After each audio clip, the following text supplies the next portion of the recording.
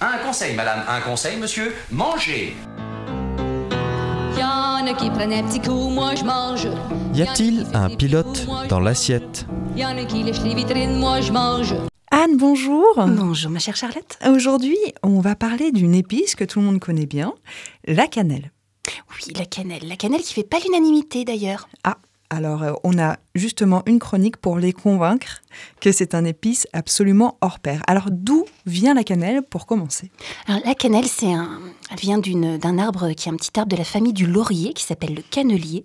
Et en fait, on récolte les jeunes pousses et on va prélever l'écorce interne de ces jeunes pousses. On va les enrouler sur elles-mêmes pour les faire sécher. C'est pour ça qu'on obtient cette forme de bâton de cannelle. Alors, le cannelier, il va pousser dans les forêts tropicales humides, au Sri Lanka, anciennement Ceylan. C'est pour ça qu'on parle encore aujourd'hui de cannelle de Ceylan. Elle va pousser aussi en Indonésie. Alors, j'ai trouvé une très jolie légende. Au Moyen-Âge, en fait, pour protéger leurs sources, les marchands arabes, ils inventaient des histoires pour faire un petit peu rêver, et puis surtout pour qu'on ne sache pas où ils s'approvisionnaient. Et ils racontaient que la cannelle, elle poussait sur des terres inconnues où des oiseaux géants allaient prélever des écorces d'arbres pour bâtir leur nid sur des falaises. C'est très très beau ça. C'est mignon, hein. Oui, ça plairait à Sébastien avec ses chroniques La puce à l'oreille. On le salue. On te salue au passage, Sébastien. Alors, moi j'ai souvent entendu parler de casse également. Est-ce que c'est un nom qu'on utilise pour la cannelle? Alors oui, on peut trouver des fois les deux un peu comme synonymes, mais en vrai, ce sont deux épices différentes avec des essences différentes à l'intérieur. La cannelle de Ceylan, son nom latin, c'est Cinnamomum zeylanicum, et la cannelle de Chine, c'est elle qu'on va appeler casse. Et là, on est sur Cinnamomum cassia. Et on va voir qu'effectivement, il y a des principes un petit peu différents dans l'une et dans l'autre. Mais dans le goût, ça reste la même. C'est un petit saveur. peu différent parce que justement, on a des principes différents à l'intérieur. Dommage qu'on n'en ait pas ici en studio pour faire une dégustation, mais pourquoi pas à l'occasion d'une prochaine chronique.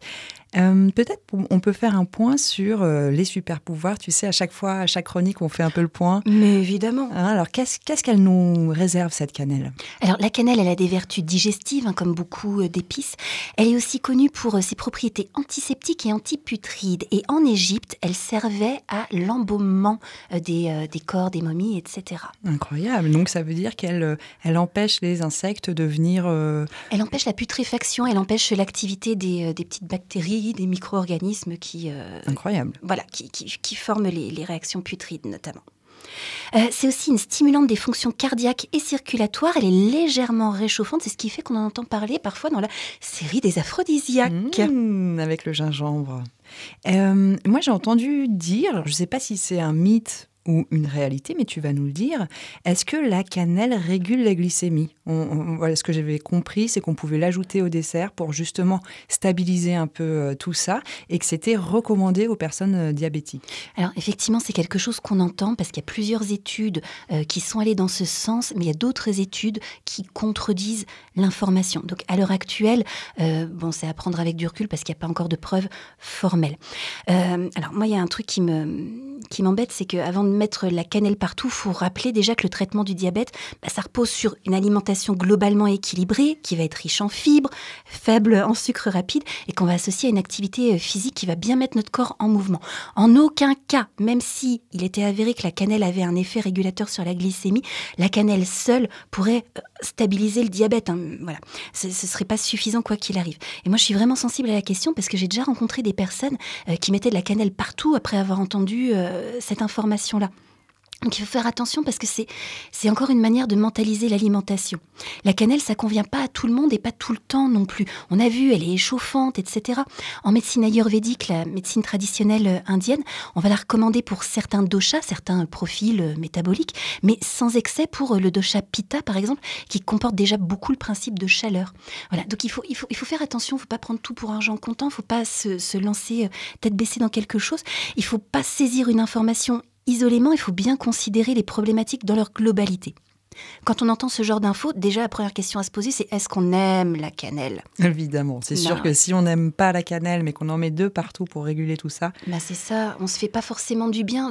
Déjà, on se fait pas plaisir. Et en plus, voilà, c'est pas avéré qu'on se fait vraiment du bien.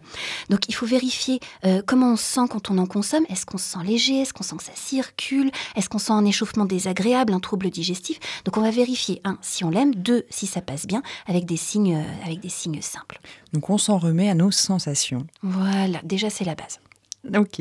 Et une fois qu'on a passé toutes ces informations nutritives, etc., est-ce qu'on peut passer à table, Anne, oui, quand même. Et que tu nous dises un peu, alors comment est-ce qu'on peut associer la cannelle avec les autres épices, par exemple ? Alors, elle se marie bien avec plein d'épices. Les épices se marient bien ensemble quand elles comportent les mêmes essences. Donc, par exemple, dans la cannelle, on va avoir de l'aldéhyde cinnamique. C'est ce qui lui donne ses notes terreuses. Tu sais, on a un petit arrière-goût un petit peu terreux dans la cannelle. D'ailleurs, la casse, elle est plus riche que la cannelle. Donc, on peut l'associer, par exemple, avec du cumin si on veut renforcer cette impression un petit peu terreuse. La cannelle, elle contient de la coumarine, comme la vanille et comme la fève tonka, donc ça s'associe très bien avec. D'ailleurs, la casse, donc la cannelle de Chine, elle est plus riche en coumarine que la cannelle. Donc tu vois, ça fait des différences de saveur entre les deux, comme on disait tout à l'heure. J'aurais jamais eu à l'idée d'associer ça avec du cumin, par exemple. Oui, c'est intéressant d'entendre ça. Mais on va en reparler par rapport aux tagines, notamment, tu vas voir. Donc, la cannelle, elle contient aussi de l'eugénol, comme le clou de girofle. Donc, c'est un composé phénolique qui lui donne cette sensation, voilà, ces saveurs douces, chaudes. Donc, ça va bien se marier également avec l'anis étoilé, qui comporte d'autres composés phénoliques. L'anis étoilé, c'est la badiane. Ça va se marier avec l'anis vert, le fenouil, la réglisse, tout ça. Voilà. C'est vrai que pour moi, la cannelle, ça sonne sucré, en fait, et on l'associe plus facilement avec des fruits, par exemple. Oui, tout à fait. Alors, la cannelle, elle n'a pas en soi une saveur sucrée, elle ne comporte pas de sucre, mais elle renforce la perception du sucré. Donc, effectivement, avec les fruits, c'est génial. D'ailleurs, on associe traditionnellement la cannelle avec la pomme, avec l'orange, on va l'associer avec les poires, les figues, les prunes. Donc, ça tombe bien, c'est tous les fruits d'automne. Et c'est pour ça qu'on en parle en ce moment. Saisonnalité des chroniques, on est trop forte. Bien sûr. Donc, on va la retrouver évidemment dans les tartes aux pommes, dans les pommes au four, par exemple. Et d'ailleurs, on disait que la cannelle, ça ne fait pas l'unanimité chez tout le monde, souvent, parce que la cannelle a été surdosée. Et quand c'est surdosé, on va sentir très fort ces notes terreuses et ça peut être écœurant. Donc, la cannelle, elle est vraiment à doser avec subtilité. Voilà, un voile de cannelle. On n'en a pas parlé d'ailleurs. Est-ce qu'il vaut mieux l'utiliser en bâton, en poudre ? Je suppose que ça dépend des recettes. Alors, en vrai, il vaudrait mieux l'utiliser en bâton parce que toutes les épices, du moment qu'elles sont broyées en poudre, s'oxydent plus vite et donnent moins de parfum. Quand c'est broyé en poudre, il ne faudrait pas les garder plus de 6 mois. Bon, moi, je viens de terminer un pot de cannelle. Comme on n'est pas très fans tous de la cannelle à la maison, il avait 10 ans. Hein. Donc, il sentait moins bon. Entre-temps, je t'avoue, j'en avais racheté quand même un autre. Voilà, mais celui-là, j'ai réussi à le terminer. Donc, théoriquement, on l'utilise en bâton et on va le mettre au début des cuissons. Par exemple, on fait un tagine, on va mettre au début de la cuisson du tagine pour que les saveurs se diffusent mieux parce que les composés aromatiques de la cannelle, ils vont pas bien se diffuser dans l'eau, sauf dans la vapeur d'eau. Donc, quand ça vaporise, tu sais qu'on cuit avec un couvercle, un mijoté, etc. Là, la vapeur chargée des principes, elle reste à l'intérieur du truc. Donc, ça aromatise bien. Et sinon, ça va bien se diffuser dans le gras. Donc, voilà, si on met au début à revenir dans l'huile, tu vois, comme en cuisine indienne, les bâtons de cannelle qu'on fait revenir dans le ghee, le beurre clarifié. Ça peut être sympa aussi. Après, moi, je t'avoue que le bâton de cannelle, j'ai un peu de mal à l'utiliser. Donc, j'utilise de la poudre que j'ajoute, pas au tout début de la cuisson, mais vers le milieu de la cuisson aussi pour pas développer trop de notes terreuses. Et puis voilà, et ça va bien. Super.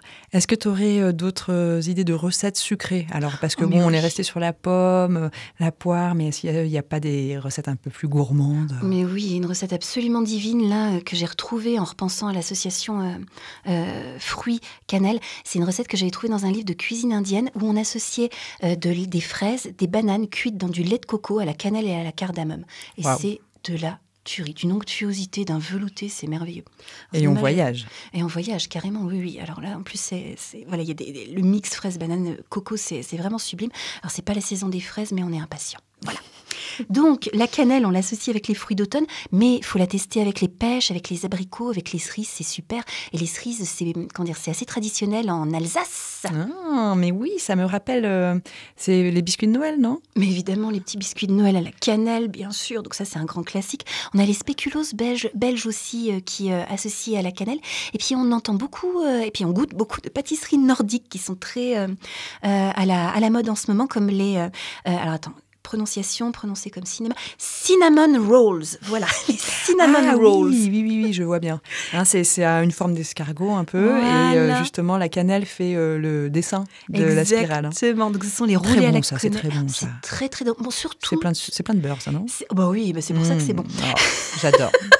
Donc c'est comme c'est les escargots à la cannelle et ceux du pain de la source au noyer, notre petite boulangerie merveilleuse du noyer, ils sont sublimes, je les recommande. Mais je savais pas qu'ils en faisaient.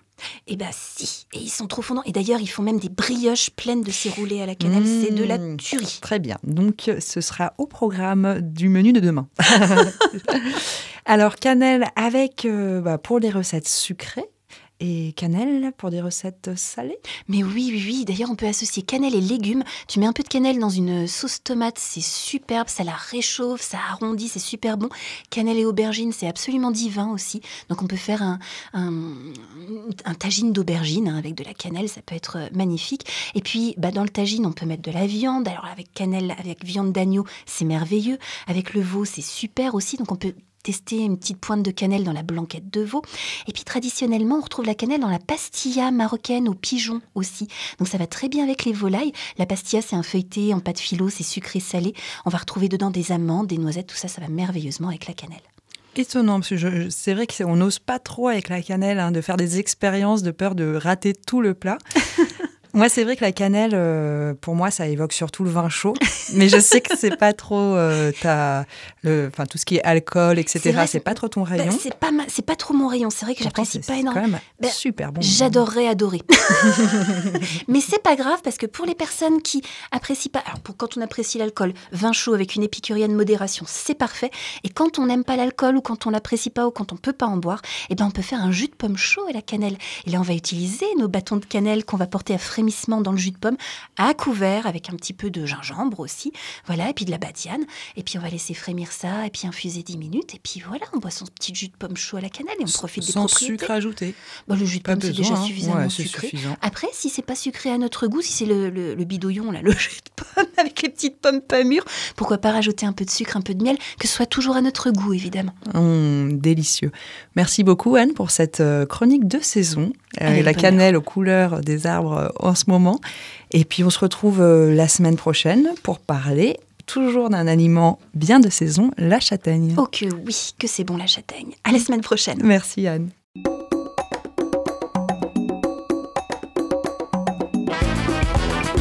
Cette chronique vous a plu ?